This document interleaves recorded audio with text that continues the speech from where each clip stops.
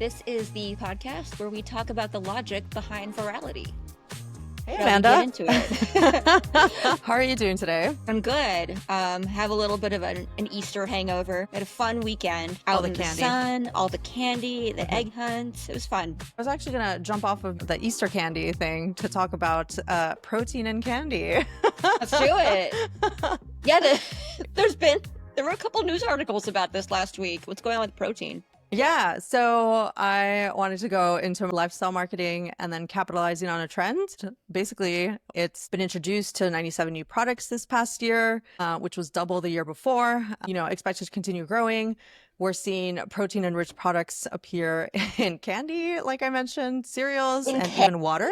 Obviously, back in the 90s, there was a whole fat-free trend that kind of took over. So this kind of just seems like the new extension of what can kind of be categorized as lifestyle marketing. This is kind of the new thing that health companies and food companies have seemed to take on, not because it's healthy, but because it's a new way to kind of reinvent their current brands and hopefully get more sales from that.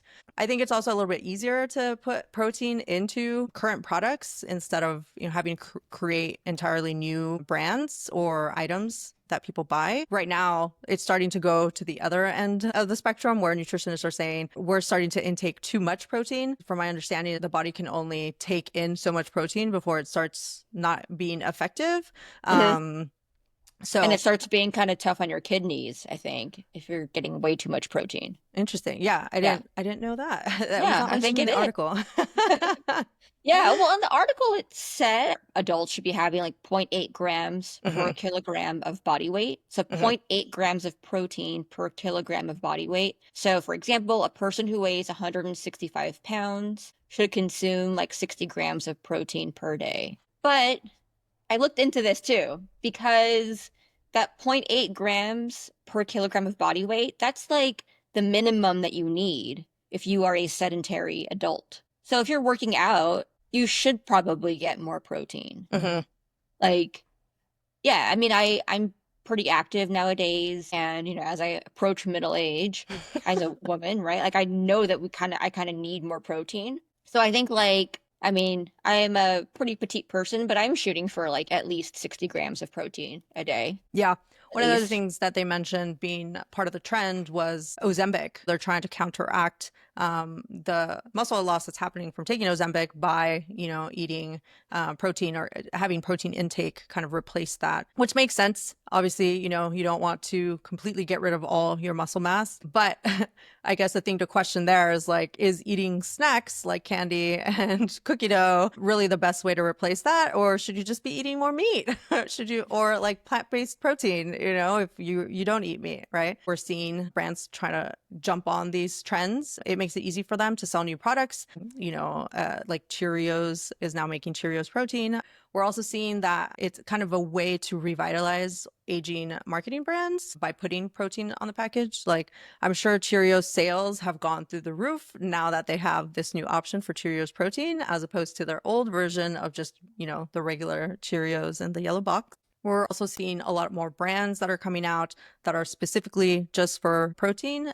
There's a lot of brands marketing and targeting male-focused audiences in order to kind of find a niche, as opposed to, the bigger brands that are kind of just going after everybody. So that's something to think about there. How can you take, a trend that people are talking about and try to use it on your own products? I think it's super interesting. I mean, I think especially what you're saying too about gendered protein products. Yeah. Right. And I'm sure a lot of us fall for it. I fall for it. Whenever I go to the grocery to buy some Greek yogurt, I see the black Oikos yogurt and I'm like, oh, that's for boys. But I'm like, no, it's for anybody. It's just yogurt. Buy what's on sale. Which one has a deal today? Yeah, exactly. Right, next topic. Let's talk about space, Sonia. Over last week, Blue Origin launched their star-studded crew on their space tourism rocket. So Jeff Bezos's space tech company, Blue Origin, sent their all-women crew to space. Now, this crew famously consisted of Lauren Sanchez, journalist and pilot, also known as Jeff Bezos's fiance, Aisha Bowe, aerospace engineer and former NASA rocket scientist, Amanda Nguyen, civil rights activist and Nobel Peace Prize nominee, Carrie Ann Flynn, film producer, and of course, Gayle King, co-host of CBS Mornings and Oprah Bestie, and finally, Katy Perry, the singer. The flight lasted about 10 minutes and 21 seconds, and the group spent about 4 minutes in microgravity at the peak of their flight path. So I don't know if people know. I mean, I thought this was interesting. Like, I wondered, like, well, how far into space did they go? Like, they kind of they basically went up and down. Like, they didn't launch into orbit, right? But they were in space. They got to see Earth. But this journey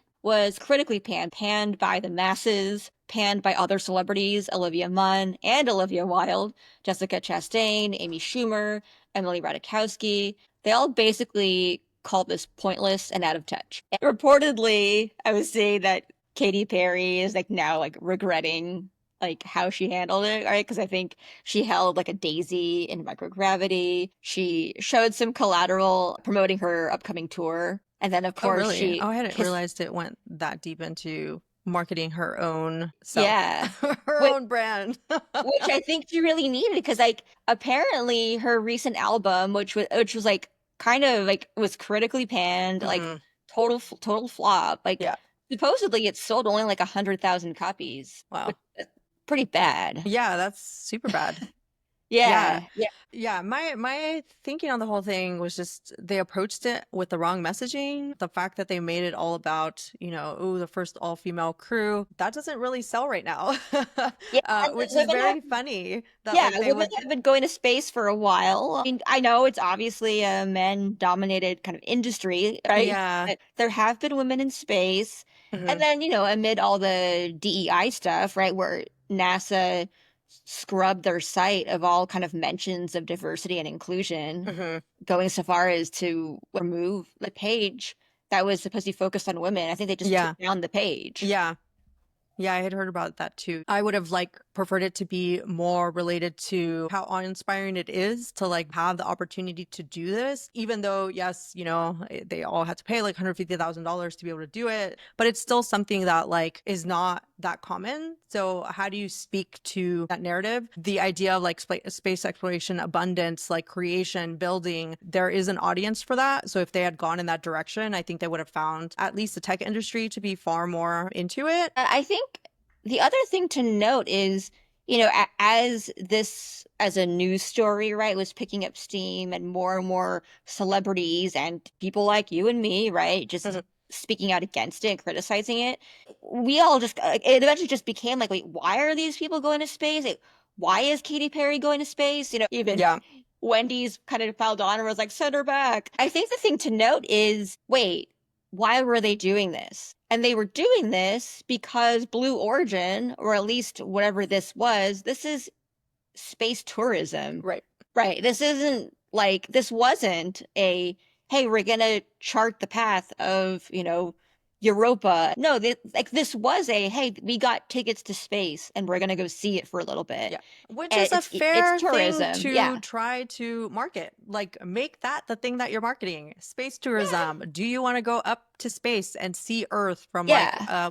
you know, a lens and like position that few people can like do? That's, I Sure. think, a compelling narrative. It is, but I think that's a compelling narrative to people who can afford a $150,000 seat. And the people who are buying this $150,000 seat are not people who are scrolling their TMZ feeds and like reading People magazine for fun. I Yeah. think what's interesting, because I think you can kind of compare this to Ocean Gate Expeditions, right? Ocean Gate tourism company that Hmm. brought really rich people down to see the Titanic wreckage. And, we know that that was disastrous, Hmm.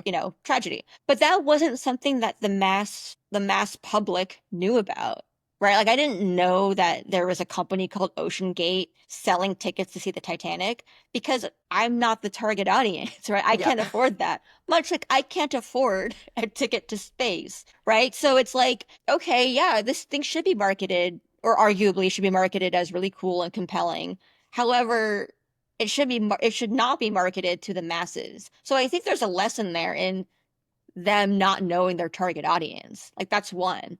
The other Definitely. piece is if you are going to take this big luxury thing and try to add some mass appeal to it, then make something that appeals to the masses, right? Like I would say, like, how can you tap into something that pleases the most people, right? I think there's an angle that they could take or could have taken that was like, uh, gosh, I don't know, like for the price of admission, like we're matching donations to this organization. That's one example. I'm not saying that's the best idea, right? Or maybe it's like, is there some kind of like earth friendly thing they could have done? I mean, I don't know anything about traveling to space. Like, could Yeah. they actually have done something that's good for the world that is kind of unique to going into space? Like, I don't know, could they have taken some debris and like launched it into Into orbit to space. like get rid of our tribe? I'm not No, no. saying that's great either, right? I'm just saying, like, is there something they could have tapped into that could have served kind of the greater good so that people, like the masses, the people like you and me, can see and be like, okay, that's weird, but it is kind of cool that they help this cause. Interesting. I would have taken a slightly different approach. So my thinking was like, so commercial aviation used to be unaffordable to the masses, right? It used to be only rich people and the wealthy business executives that could travel using commercial airlines, right? And that's how it started. And then it became eventually something that more people can afford. It's starting to go back up. So I don't know how much more regular people are affording, but point is, it became more affordable. So the idea that like it starts off with the wealthy doing it first in order to kind of have it be a thing that becomes easier to do, it becomes more efficient, it becomes more like faster to do. That's one of the things with like SpaceX, that the fact that they're building rockets that don't just explode after you use them one time, right? Like now they've figured out a way to use them multiple times, right? So it's like lowered the cost of what it takes to go to space. So by finding those efficiencies, we've been able to now, you know, potentially have these you know, rocket launches become more like space tourism. So how do you market it in that way that basically the rich are paying for some of these regular people to go to space? So for me, it was like, yeah, if you're gonna like say that it's gonna be this like, you know, feminist thing, then you're gonna get panned because it's not really a feminist thing, right? So like, let's, you know, go into the things that like people actually want to like, you know, value. Is it capitalism? Is it like trying to like explore? And like, is it the fact that, you know, we are explorers, right? Like kind of, you know, talk to me about that, like what it was to be one of the first humans to be able to go, not just on, you know, commercial airlines, but let's go back to being the first people that used to go on boats, you know, the first people that like traveled in cars. Like talk to the, you know, exploration side of like humans. That's like has been part of why humanity has spread out as far as we have into like the world and hopefully eventually into, you know, the universe and like space. Like talk to that, you know. Yeah, no, that's a good point. And I mean, like, that is something they could have. I mean, it's like you go back to like Gail King's comment, which was like, this was so much bigger than people gave us credit for. It's kind of what she said, right? So it was like, okay, so yes, so then say, like, what then what Right. did you do? Yeah, Like how was exactly. it meaningful? Is it about I think that was the exploration? problem. Yeah, like, but so yeah, yeah, the problem is like, I we're think the like, problem okay, was then the tell marketing. us. They did not market it properly. Yeah, and it was And like, well, that's what why are we're you here. marketing? Yeah, and it felt like, what are you marketing? And Yeah. then, you know, in the end, like Katy Perry tried to make it like about her upcoming tour, like and Yeah. her, yeah. So I don't know, all around a miss, but but at the same time, who knows? Maybe there are super rich people who are like, I really want to go to space. And now, Mhm. how can I go without getting the spotlight shined on me? Yeah, I mean, Who knows? honestly, I don't think it's gonna go away. And it Yeah, probably shouldn't. I mean, if people can yeah, afford to do it, then like fair enough, fair play to them, let them go out into space. But I think Blue Origin and like the next group of people that go up there need to sort out their messaging to, you know, come across as like either aspirational, that like, yay, you know, you want to do this, or like what you were saying, that there's like a bigger message for this, or that there's, you know, like I suggested, a uh like exploration in humanity, the yeah. future type of like messaging to go with it. Yeah. Yeah. You know, it's like what they need to do at the very least is double down on something. Hmm. What is the thing? Right? Right. It's like, great, you're going to space. And I guess I'll need to look into this, but I don't think it's as like carbon emission heavy, or like I think that the trip wasn't necessarily terrible for the environment. Like I don't think that was a huge impact. So it's Mm. like maybe there's something there. I don't know. But the point But that is, could I be another think thing, right? They could have yeah, said we're doing this as a way to explore how to reduce the emissions that are gonna inherently yeah, happen from, that too. Yeah, yeah, space yeah. exploration. Yeah. Basically they need to do the marketing, right? Yeah. Market something, right? What's the Yeah. vision? Double down on that and don't apologize for it maybe. I don't know. Like I think part of it too is that like part of it might even just be the fact that they got self-conscious about it. Yeah. You know, It like really seems like they kind of backed right? away from it. It's just like go out there, do this. But Yeah. also don't do it in the wrong way, right? I think the fact that they relied on it being like a feminist message is what pissed off a lot of people. I mean, especially just in light of the DEI news and the NASA website being scrubbed, like that happened like oh like 2 weeks ago, right? Or it was like Yeah. that just happened. Mhm. Yikes. Yeah. I definitely think that there's room for like both sides to, obviously we see like American dynamism happening on the right, and then you see abundance happening on the left, right? So both sides want there to be like building and like exploration and like, big new inventions, innovations, all that. They differ on like what sides and like what aspects of things they want to innovate, but I think the core message of wanting to, be more efficient, build more, build bigger, harder, faster, stronger is always going to resonate with the American people. Awesome. Well, let's move on to a successful personal branding and brand marketing example that has crossed my timeline. So I don't know if y'all have seen, but the Japanese ambassador to the UK has started posting on social media about his adventures. He lives in the UK, but he went back to Japan and he took Paddington with him, which I thought was like a really great way to kind of bridge both UK culture and Japanese culture. One of the things I've been thinking about is like why it works for Japan to do this. A lot of what we know about Japanese culture is that there's strict protocol and formality, and especially in terms of like hierarchy. So the fact that we're seeing somebody kind of break that, but in a fun way, really works. It's called kawaii culture, to take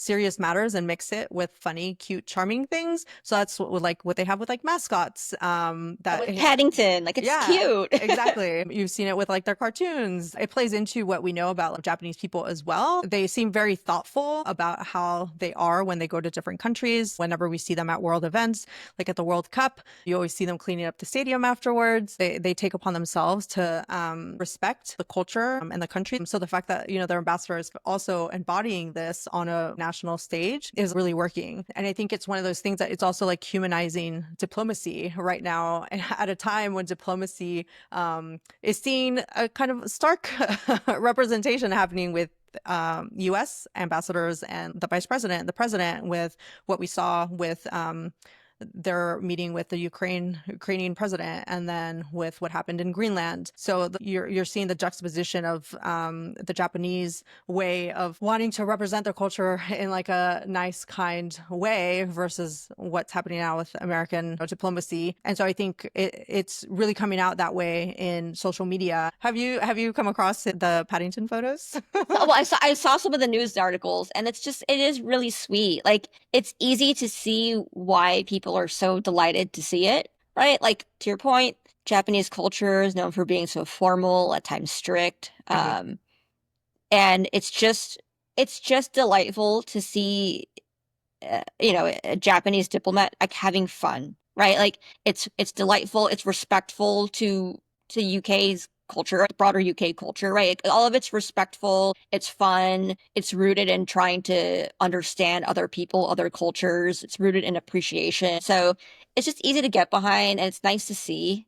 It's nice to see that kind of niceness. Yeah, definitely. And I think that kind of segues nicely into a few of the lessons that I think people can take from this is that fun goes a long way, especially for brands that are considered to be a little bit more traditional or formal. If you're looking to modernize, this could be a way that you do that. Like really hone in on like what it is about your brand that is set in stone, like the things that you don't want to change, and then how you can kind of take in some new elements in order to kind of have that fun or be creative or put a spin on like what you usually do. Not everything has to be very strict and like formal.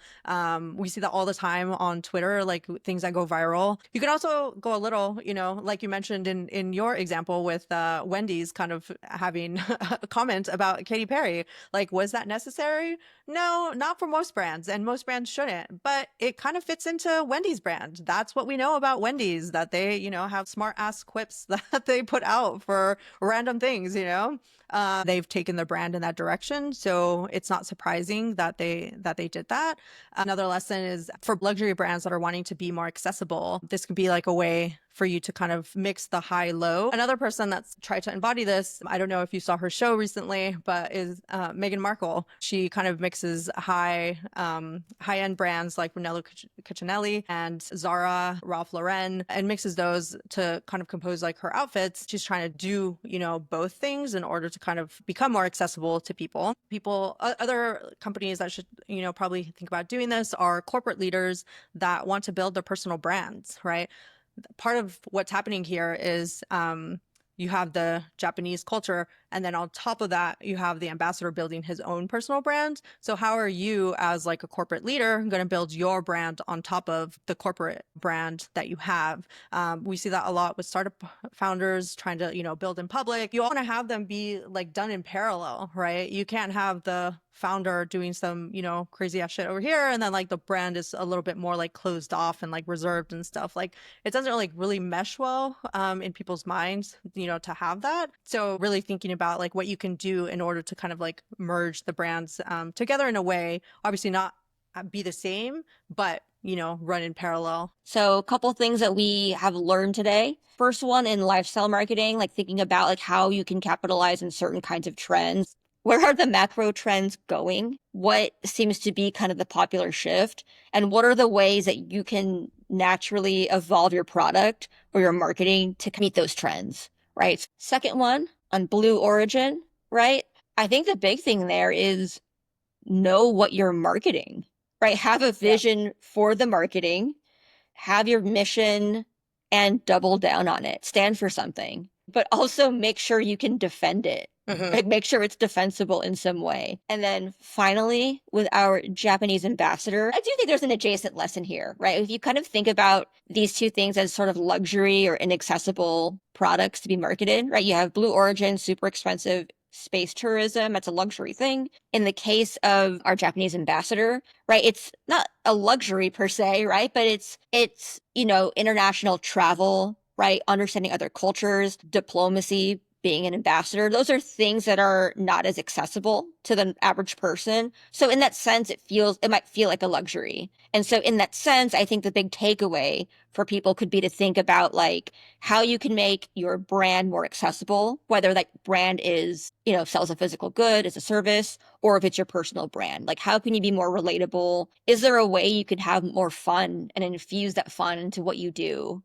And is there a way you can think about how this meets your personal brand, how it kind of meets the goals of your company brand, and things like that? Yeah, one thing I'd add that I think works for all three of this is social listening. I think part of what companies really need to get good at is, well, yes, what does your brand stand for? But what do your customers expect from you? So I think with a lot of, the food companies that are adding in protein, some of them make complete sense that you would like add this into, into the food. Diet Coke with protein, maybe not so much. It just seems like you're just trying to jump in on a trend. It might be successful like for a little bit, but I think ultimately it won't. And you have to think about whether it's going to end up damaging your brand more to kind of jump in on a fad than to just not respond to it. And then own up to the fact that like, yeah, we're Diet Coke. You're going to drink what you're going to drink. You're going to get it and you're going to like it. And a lot of people, that's what they want. They like Diet Coke. They want to keep drinking it and they don't want it to be healthier.